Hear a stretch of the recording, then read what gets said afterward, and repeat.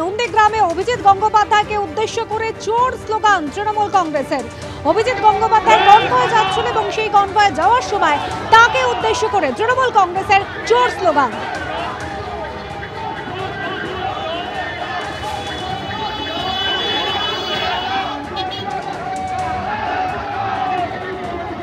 নন্দীগ্রামে বিজেপি এবং তৃণমূলের স্লোগান যুদ্ধ। বিজেপির মিছিল থেকে এরপর পাল্টা স্লোগান দেওয়া হয়। মমতা বন্দ্যোপাধ্যায়কে বেলাগাম আক্রমণের প্রতিবাদ দাবি তৃণমূল কংগ্রেসের। যদিও বিজেপি তরফ থেকে বলা হচ্ছে এসব করে কোনো লাভ নেই।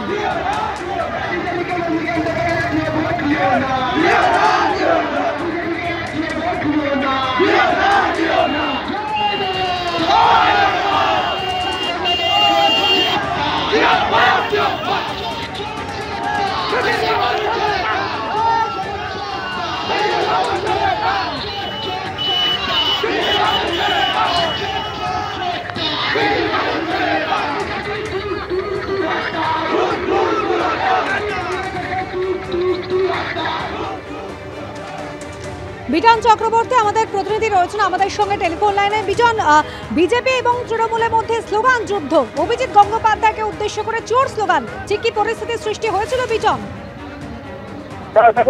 আজকে কিন্তু একগুচ্ছ কর্মসূচি ছিল নন্দীগ্রাম 1 নম্বর ব্লকের তমলুক কেন্দ্রে বিজেপি প্রার্থী অভিজিৎ গঙ্গোপাধ্যায় সেই যখন তিনি র্যালি করে একটি প্রোগ্রামের জন্য দাউদপুর এলাকাতে আসেন, ঠিক সেখানেই কিন্তু তৃণমূলের আগে থেকে একটি সভামঞ্চ করা ছিল পথসভার জন্য, এবং সেই সভামঞ্চ মাইক থেকেই কিন্তু অভিজিৎ গঙ্গোপাধ্যায় যখন কনভয় নিয়ে এবং বিজেপি কর্মীদের সঙ্গে মিছিল করে যখন ওই এলাকা থেকে যাচ্ছিলেন, তখনই কিন্তু চোর চোর স্লোগান ওঠে।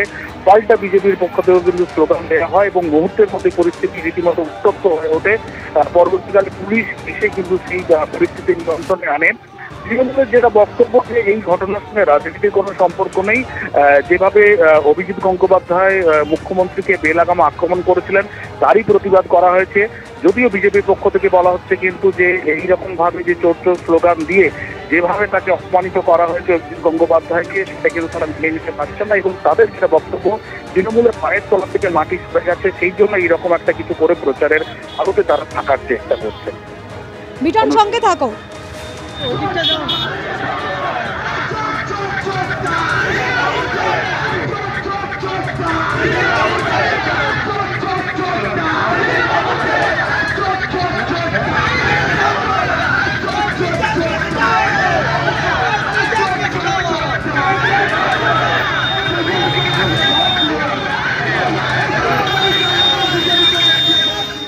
আমাদের একটা বিশিষ্ট সম্মানীয় বিচারপতি, তিনি ভারতীয় জনতা পার্টির প্রার্থী হয়েছেন বলে তিনাকেও চোর চোর বলে স্লোগান দিয়েছেন।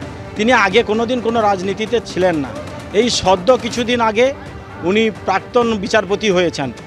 ওনার যে কার্যক্রম ছিল সেখান থেকে উনি অবসর নিয়ে ভারতীয় জনতা পার্টির হয়ে উনি মোদিজির হাত শক্ত করার জন্য, পশ্চিমবাংলায় এই চোর তৃণমূলকে বিদায় জানানোর জন্য, ন্যায় নীতি আদর্শ প্রতিষ্ঠা করার জন্য ভারতীয় জনতা পার্টির প্রার্থী হয়েছেন তমলুক কেন্দ্রে।